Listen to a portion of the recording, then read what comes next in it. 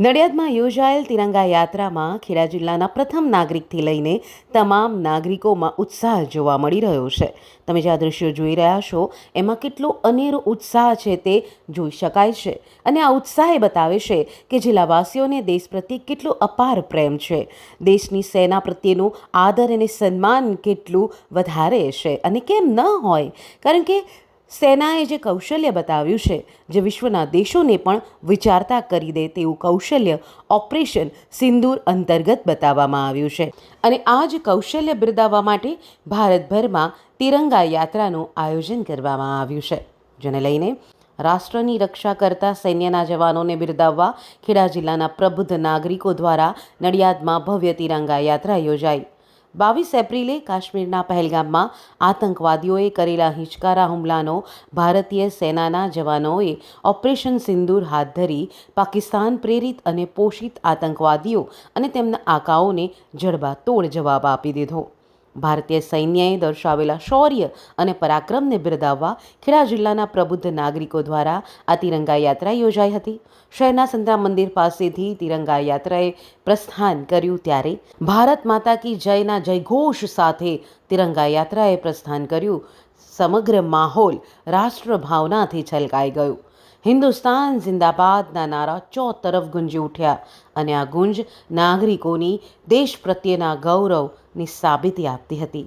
આ તિરંગા યાત્રામાં પૂર્વ કેન્દ્રીય મંત્રી દેવસિંહ ચૌહાણ, નડિયાદના ધારાસભ્ય પંકજભાઈ દેસાઈ, ધારાસભ્ય રાજેશભાઈ ઝાલા, મૌધાના ધારાસભ્ય સંજયસિંહ મહેડા, માતરના ધારાસભ્ય કલ્પેશભાઈ પરમાર, મહેમદાવાદના ધારાસભ્ય અર્જુનસિંહ ચૌહાણ, ખેડા જિલ્લા ભાજપ સંગઠનના હોદ્દેદારો, અમૂલ ડેરીના ચેરમેન વિપુલભાઈ પટેલ, એપીએમસીના ચેરમેન અપૂર્વભાઈ પટેલ, સંતરામ મંદિરના સંત શ્રી નિર્ગુણદાસજી મહારાજ, બીએપીએસ સ્વામિનારાયણ મંદિરના સર્વમંગલ સ્વામી અક્ષરનયન સ્વામી, વરતાલ સ્વામિનારાયણ મંદિરના કોઠારી ડૉક્ટર સંત સ્વામી, માઈ મંદિરના સંતો સહિત અનેકવિધ ધાર્મિક સંસ્થાઓના ધર્મગુરુઓ, કાર્યકરો, વિવિધ મંડળના હોદ્દેદારો, સિનિયર સિટીઝન્સના સભ્યો, સામાજિક સંસ્થાઓના અગ્રણીઓ સહિત મોટી સંખ્યામાં નગરજનો તિરંગા યાત્રામાં જોડાયા હતા. આ યાત્રા નડિયાદના સંતરામ રોડથી જાહેર માર્ગો પર ફરી સરદાર પટેલની પ્રતિમા સુધી આવી પહોંચી હતી, જ્યાંથી આગળ વધી ગોવર્ધનરામ ત્રિપાઠીની પ્રતિમા પાસે યાત્રાનું સમાપન થયું હતું. સાંસદ દેવસિંહ ચૌહાણ, ધારાસભ્ય પંકજભાઈ દેસાઈ સહિતના જનપ્રતિનિધિઓએ આતંકવાદીઓનો ખાત્મો બોલાવવા હાથ ધરાયેલ ઓપરેશન સિંદૂરની સફળતાને બિરદાવી દેશના વડાપ્રધાન નરેન્દ્રભાઈ મોદી અને ભારતીય સૈન્યની દૂરંદેશી સાહસ અને પરાક્રમને બિરદાવ્યા હતા. 22મી એપ્રિલ કાશ્મીરની ઘાટીમાં પહેલગામના નિર્દોષ પર્યટકો પર ધર્મ પૂછીને તેમની મહિલાઓ અને બાળકોની હાજરીમાં નિર્દોષતાપૂર્વક હત્યા કરવાનું દુઃસાહસ પાકિસ્તાની આતંકીઓએ કર્યું અને દુઃસાહસ કર્યા પછી એમણે પડકાર પણ ફેંક્યો. ત્યારે તારીખ 7, 8, 9 અને 10ના મધ્ય સુધીમાં પાકિસ્તાનના આતંકીઓના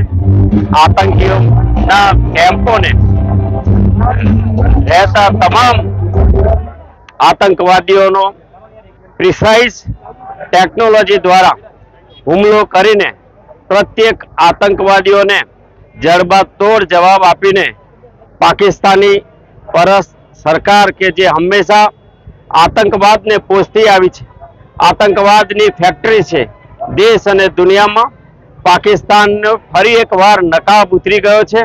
દેશની સમક્ષ પાકિસ્તાનની આબરૂના લીરા ઉડ્યા છે. ભારતની સૈન્ય શક્તિએ શૌર્ય અને પરાક્રમથી બહુ જ ટૂંકા સમયમાં પાકિસ્તાનને ધૂળ ચાટતું કર્યું છે અને દેશના યશસ્વી વડાપ્રધાન પ્રખર રાષ્ટ્રભક્તના નેતૃત્વમાં ઓપરેશન સિંદૂર દ્વારા પાકિસ્તાનને અનેક દિશાઓમાંથી માર પડી રહ્યો છે.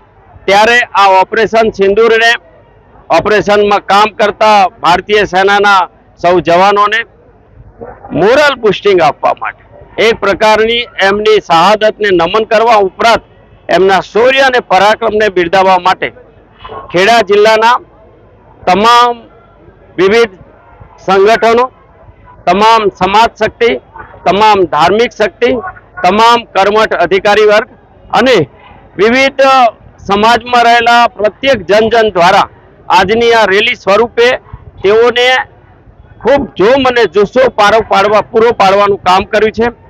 દેશમાં આ પ્રકારે અનેક સ્થળોએ રેલી કરીને દેશમાં જે સૈન્ય શક્તિ આપણી પોતાની જાન મુઠ્ઠીમાં રાખીને પરાક્રમ કરી રહી છે એને પીઠબળ આપવાનું કામ કરી રહી છે, ત્યારે આ રેલી પણ એ શહાદતોને નમન કરે છે અને સાથે સાથે આ સૈન્ય શક્તિમાં આધુનિક સાધનો સાથે લડતા આપણા સૈન્ય શક્તિને પણ બિરદાવવાનું કામ કરી રહી છે.